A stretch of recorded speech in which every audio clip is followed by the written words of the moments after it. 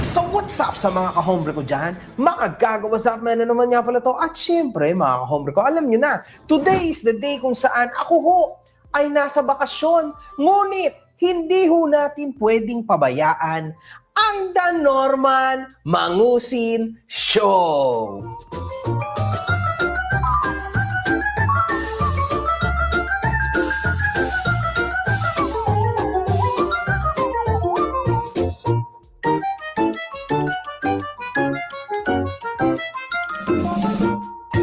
Hinahanap niyo ba ako sa Facebook?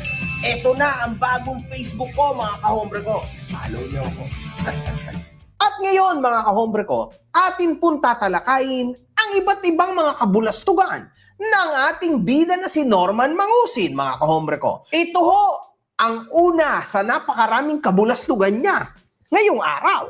Hindi pinagpapala ng Diyos yung mga taong ganyan, yung basura, laman ng bunganga. Hindi pinagpapala ng Diyos yan. Oo, basura yung bunganga ko sa mga taong basura kasi tut pura tut ay puranay. Pero yung puso ko, hindi kayang sukatin kung paano ako magmahal ng kapwa ko kahit na hindi ko kilala. Yun. At napatunayan ko na yan. Oo. Yun.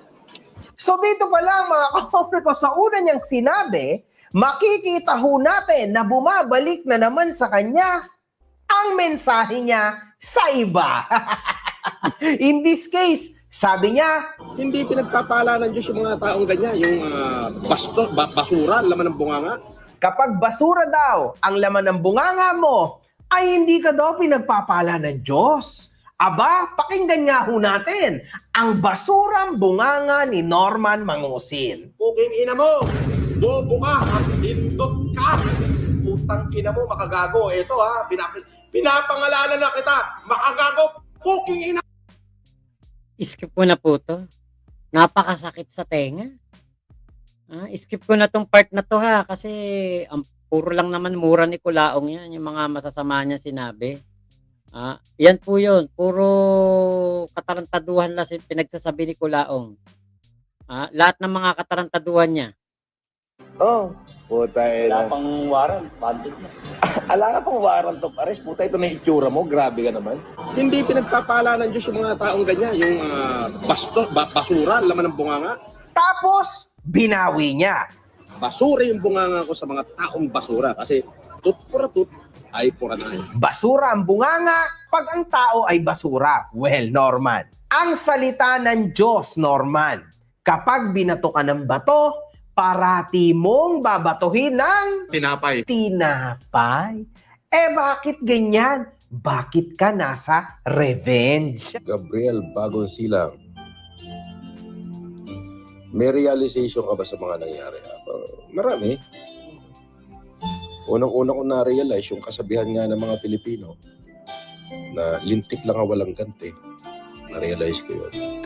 And then na-realize ko rin yung sinabi ng Bible na the vengeance is to the Lord.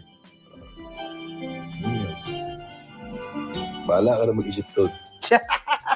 Bawal yun. Walang kwenta. Yun na nga ang isa sa mga sinabi sa atin, no? Ng ating mahal na Panginoon. Panginoon ako doon. Na never dapat tayong maglalagay ng puot at revenge sa ating mga puso. Lintik lang ang walang ganti. So, no, huwag mong gawin yon. Masama yun. Oo. May bodyguard daw ho si Gusgusin na ang pangalan ay Roy. Nakahawakan ng bodyguard ko ni Roy. Siyempre, ex-police yun. Hindi basta polis, komando. At dito mga kahombre ko, magugulat ho tayo. Kasi, Hindi basta polis, komando. Hindi basta polis, komando. komando?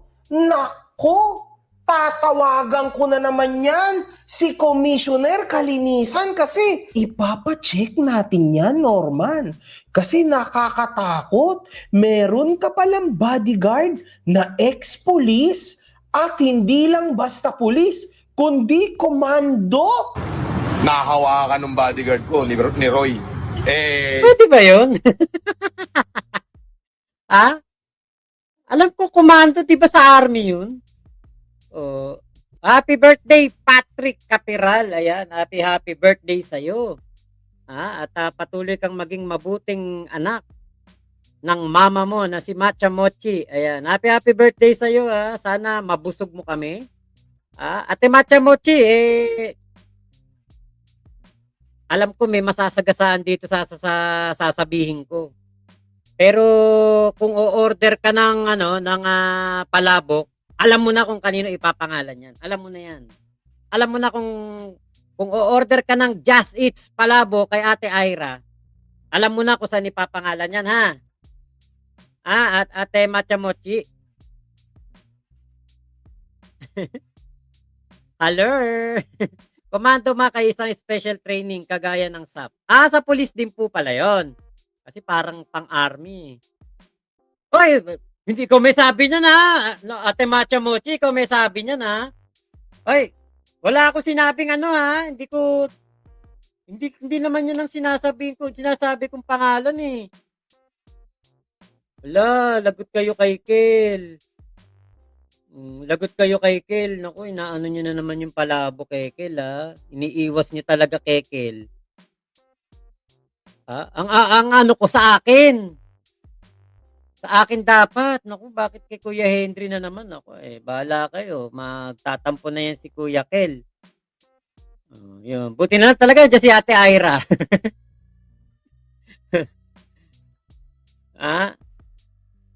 Saan yung palabok ni Ma'am Ira? Sa ano po? Sa North Caloocan. Just Eat palabok. Napakasarap na palabok. Punong-puno ng itlog. Hindi tinipid. Hindi po katulad na ibang palabok, mas marami noodles. Ate Ira, ako nga pala may special request sa'yo. Ang gusto ko sa palabok yung maraming pechay bagyo. Yun ang masarap na palabok, yung maraming pechay bagyo. Buti na lang, safe tayo, wala si Kel. Kasi sarado kami bukas hanggang Sabado. Okay lang Ate Ira, nakaligtas si Matcha Mochi. Just Eat palabok located at North Caloocan. Nag-crave ako bigla. Miss Angel Store. Alam mo na yan. Kung saan ka makakakuha, North Caloocan lang. Ay, kapitbahay ko lang pala, Ma'am Ira. Check ko FB page. Naku, andyan si Kel. Bahala kayo. Wala na akong ano dyan, ha? Ako, iba iniisip ko. Bakit kay Kuya Henry nyo na naman ipapangalan? Wala ako dyan. Labas ako dyan. Siyempre, ex-police yun. Hindi basta polis, komando. Hindi basta polis, komando. Hindi basta polis, komando. Patay ka ngayon. Papasukahin ka ngayon ni Attorney Kalinisan na ilabas mo ito. Kasi ito ay isang threat sa mga tao. Kasi grabe, delikado. Paano nangyari yon na isang ex-policeman o ex-komando ay pinagsisilbihan ka? Bakit? Ano bang ginagawa mo? Ayan ang malupit na question, mga kahombre ko. Well, huwag kayong mag-alala. Makakarating yan. Isa kang malaking tukmol. Norman, baka nakakalimot ka na, ha? Totoo yun, ha? Yung mga security mo noon, talagang naka-red alert na yan at de-papel na yan. Patay kayo. Lalabas yan, mga kahombre ko. Sabay-sabay. Sunod-sunod. Sa panahon ngayon, mga kahombre ko, sabihin natin na nakakapahinga si Norman. Di ba? Okay lang yan. Papahingahin niyo siya, mga kahombre ko. Kasi kakailanganin niyang magpahinga. Darating na tayo sa exciting part kung saan kaliwat kanan ho ang warrant of arrest niyan. So, man, be careful. Lagot ka dito? Oo! Nako, delikado pala talaga si Kulaong, ha? Kaliwat kanan ng warrant of arrest na paparating. Mukhang papatapusin lang talaga panahon ng Kwaresma. Oy, Kenkel, salamat, ha? Ayun, may new member tayo, si Kenkel. Thank you. Yan, pang palabok mo, boss mo. Okay, naku, salamat sa palabok, pampalabok. Ate Glenn Magramo, okay na daw po. Ayan, lumalaban, okay na daw po. Mabuti naman daw po ang kalagayan. Okay, si Chi nandyan din, Bernadette. Ano to? Bernadette Taneo. Watching from Sweden. Ayun, hello po. Nagpa-member tuloy, Kuya Elmer. Ayan kasi, parang inaapi nyo kasi si Kuya Kenkel pag usapang palabok, di nyo sinasami. Mukhang umabot ka sa'yo, boss, makang palabok Hindi, wala pa. Ayan. Miss Angel Store saka sa mga tropa pips natin dyan. Nako, pag po kayo nag-crave ng palabok, order na kayo. Mas maganda yan, ate, ate Ira, kung nasa ba kayo? Food Panda o ano ba yung isa, yung Grab Food, mga ganyan. Pwede rin ba kayo magpalala move, mga ganun ba? Para kasi mas maganda yan yung may mga no hassle delivery. Ate Ira. Yan ang maganda sa negosyo ngayon So yun mga kahombre ko, bilang Oo, laktawan na natin to. MoneyPay sa tap send pinopromote ni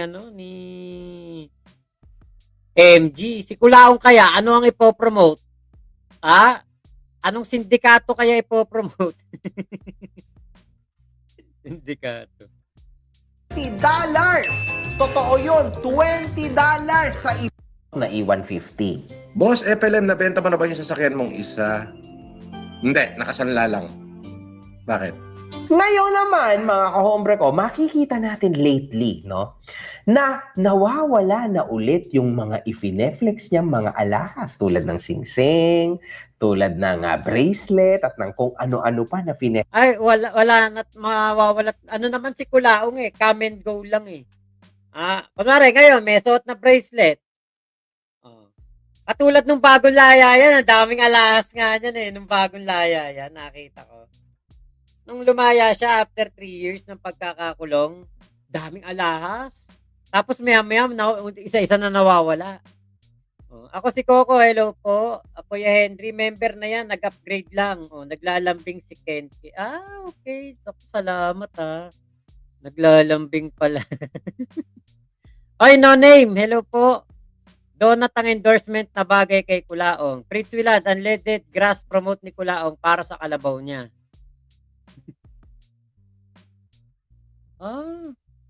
Nagising. Okay, Ate Ira, ayan, basta po pag-order kayo, DM nyo ako, Zaine Pomuseno, FB. Tapos sabihan nyo, follower kayo ni Mac, ako na po bahala sa inyo. O yun, aba. Basta sabihin nyo daw, follower kayo ni Mac. Naku, baka mamaya yung basher ko umorder. Paano yan, Ate Ira? Baka mamaya, basher ko yung umorder. Lagi namang nakasanla mga alahas niya. Fineflex niya, naaalala nyo yan? Alam nyo yan? Joby, boss, ilang milyon pesos? Ako hindi naman eto Eto, tong pera na to, hindi po kanya yan. Yung pineflex niya na yan. Ayun may discount kayo. Just use Mac Pablo code sa Just Eat. Aba, parang tap send dyan Okay, Mr. Cadaver, saan kaya nagpo-prospect ng lupang aagawin ni Norman? Okay. Nakalimang ads na si Kuya Tommy Fishing, hindi nag-skip. Salamat po. Matcha Mochi, sabihin lang nila, pwede po ba umorder? Isa po ako sa mga basher ni Macmac. Kuya Gary Caba, parang kilala ko yan si No Name. Boxing fan din yan. Kasama ko yan sa community. Yan si No Name. Matagal na rito yan si No Name. Shoutout sa'yo, No Name. Okay, Ate Ira, Ate Jonah, nandyan. Yes, discounted pag ginamit name ni Macmac. Sana all daw, sabi ni Joy. Baka gusto mo umorder ng palabok ni Ate Ira. Kahit isang platito lang. Etong ano na ito, itong pineplex ni Kulaong na pera na yan, hindi po sa kanya yan. Hindi po niya pera yan. Nagpo-promote si Kulaong ng sugal nung time na yan. Bakit ko alam? Bakit ko alam yung mga ganyang style? Nag-promote din ako dati niyan sa FB. Hindi lang ako umabot sa level ni Kulaong na papadalang ka ng pera pang flex na kunwari sa'yo. Hindi mo pwedeng gastusin yan. Hindi mo pwedeng galawin yan. Hindi mo pwedeng galawin yan. Ipe-flex mo lang yan. Tapos, ako kasi, nung dati, nung naengganyo ako dyan, kasi ang laki ng bayad Biri mo isang video, parang 16,000 ba o 17,000 isang video. Tapos meron pa sa akin mga nagpagawa, parang 5,000 isang video. Magkano ka lang? Ipe-play mo lang yung parang 10 seconds video lang nung sugal. Yun lang. Ngayon, sabi sa akin nung promoter, nung agent, kapag ikaw, umaabot ka ng 1 million video, 1 million yung views ng video mo sa isang video, 1 million, sa loob ng isang linggo, meron kang 10 1 million views. Bibigyan ka na nila ng cellphone. Papamigay mo yung cellphone. Kapag ikaw, 2 million up, FB, TikTok, ganong kalaki mga views mo, bibigyan ka na nila ng perang ipe-flex mo. Tapos, paglalaruin ka na nila sa Facebook ng sugal nila na mananalo ka ng kalahating milyon, mananalo ka ng 300,000, mananalo ka ng 1 milyon. Ganun po ang pagpo-promote ng sugal. Pero papakita lang nanalo ka. Pero yun, nakaprogram yun para ipanalo ka. Para maengganyo yung mga manonood mo na maglaro, mag-download, mag-deposit. Ngayon si Kulaong, naabot niya yun. Bakit? Kilalang kilala noon mga nakaraang taon si Kulaong sa TikTok. Pero umalis po yan sa TikTok. Bakit? Nawala ng kita. Kaya bumalik ng FB, bumalik po ng YouTube.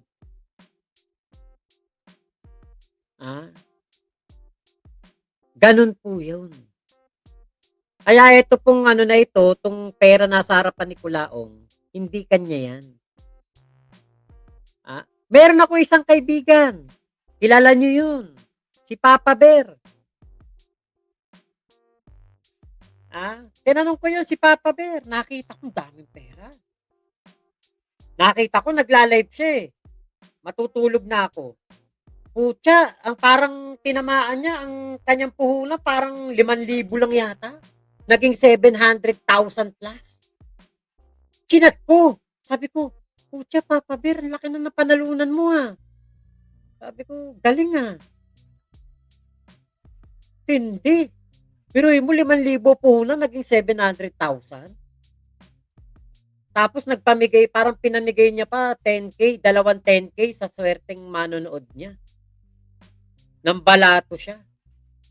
Ngayon sabi ko, paano yan, Papa Bear? Sabi, Paps, ano yan? Style lang yan para makakuha tayo ng manlalaro. Ganun pala yan? Oo, Paps, hindi naman totoong nanalo ko ng 700,000. Sabi ganun. Ano yan, nakaprogram yan na kunwari mananalo ka para maengganyo yung mga manonood mo. Ngayon, nagpe-flex din ng pera si Papa Bear. Yun ang hindi ko natanong. Kung totoo ba yung pera niya na yun o hindi. Kasi ito, katulad nito, si Kulaong, pineplex niya yung pera na yan, pero hindi kanya yan. Kasi nga, ganun nga ako eh. May Tier 1, Tier 2, Tier 3, Tier 4, Tier 5. Meron pa nga, ginagamit, gold, bronze 1, bronze 2, silver 1, silver 2, tapos gold. Kaya ako, yung mga gantong pera-pera ni Kulaong, hindi po totoo yan. Golden Taco rin nawala sa TikTok dahil sa kahihiyan. Ang kinimba naman, LPGMA, siya daw chairman. Nalusaw sa kahihiyan nung magsalita ang mga lehitimong congressman. Hindi siya demo account, Kuya Henry. Ano siya, yung rig. Parang ganun, rig account. Na kahit sino maglaro, mananalo. Golden Taco rin, nung bago pa nga makulong yan, nag-flex din ng pera. Tapos nung nasa NBI na nagmamakaawa kay Bernard Chung. Ako si Coco, Kuya Mac, bukas ko na panoorin yung upload mo tungkol kay Skywalker Panot. Okay, thank you po. Paki-like daw po ng ating live. Naku, sana naman po i-like nyo na lang tong ating video. Total naman po magsesemana Santa na. Kahit yan lang po, maibigay nyo po sa akin yung like nyo na yan. Ito, play pa natin. Pesos yan. Wala, konti lang to, Joby. 3.2.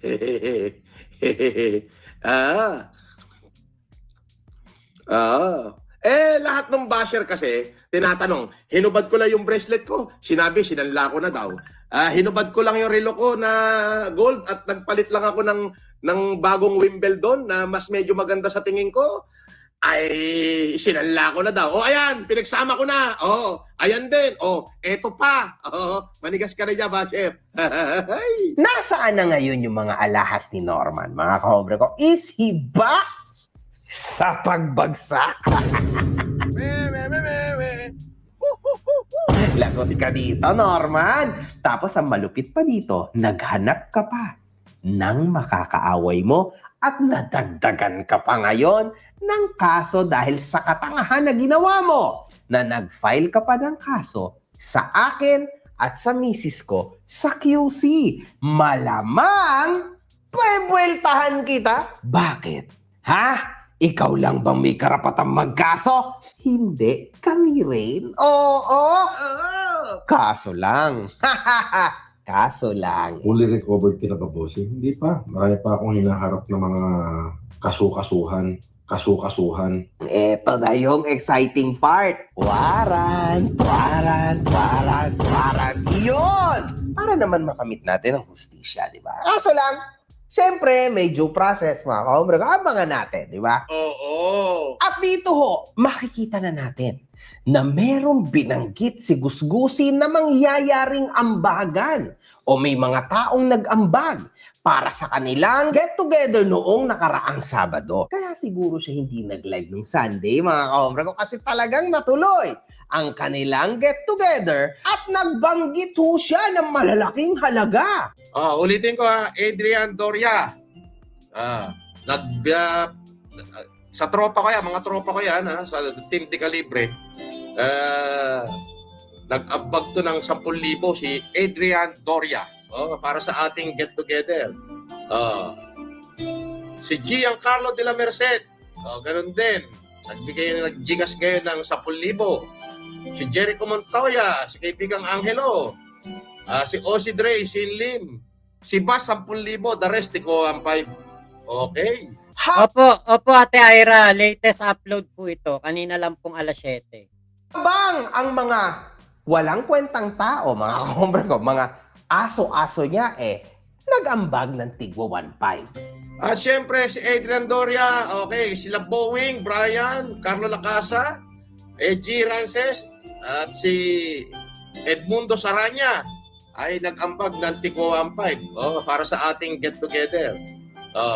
Ngayon, magtataka ka, mga kahombre ko, si Casper ho ay walang mapalamon sa kanyang mga anak, sa kanyang pamilya. Would you actually believe na nagbigay talaga si Casper ng 1.5? At si Edmundo Saranya ay nag-ambag ng tigwa 1.5 para Hindi totoo yun. Nagbigay ng 1.5 si Casper, di nga makabali. Baka bali. Pwede yun. Bali ni Casper. Ate Chaicher, hello po ah. Ate Katrina Love, Ate Agnes, ayan, nandyan. Chaicher ng Cereza Force, hello po ah. Thank you. Done like na si No Name. Okay, Kuya Golden Takore, kung kay Kulaong yung pera na yan, di sana natuloy niya na dati pa yung paresan niya. Inaasa din niya sa FFCI nung buo pa sila. Siguro hindi sila sumang-ayon, kaya napahiya. Yun nga, pwede.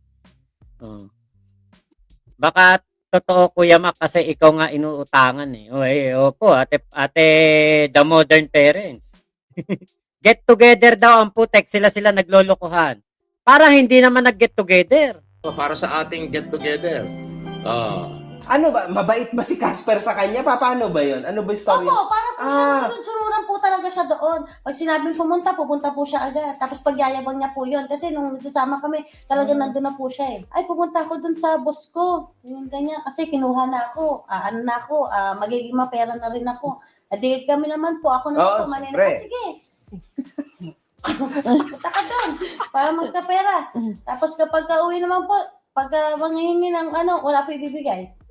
So, wala siyang pera. Binali niya na daw kasi binali niya daw po sa utang. So, ayun nga. So, kumbaga, umaasa kayo na si Norman o FLM, siya yung makapagpabago sa inyo, kumbaga. Sabi po niya sa akin, laging kwento niya po sa akin nun. Hayaan mo, papayamanin ako nun. Hanggang ngayon po, sunod-sunuran pa rin naman. Hindi siya napayaman. Doon pa rin siya nakatira. Opo. Same. Ako kasi mga kombre ko, hindi ko ako naniniwala. Kasi bakit si Casper ang magbibigay? Bakit hindi yung trilyonaryong si Norman ang magbigay? Ba't kailangan ibang tao ang gagastos sa kanya? Simple lang yan. Kasi hindi afford ni Norman. Iyan naman talaga ang buhay niya. Ang umasa, sumuso sa mga palipad. Smart. So maraming salamat po ha. Ingat po kayo. Nasaan mang panig kayo ng mundo. Momo, chup chup, love you. God bless us all. Pilipinas, God first.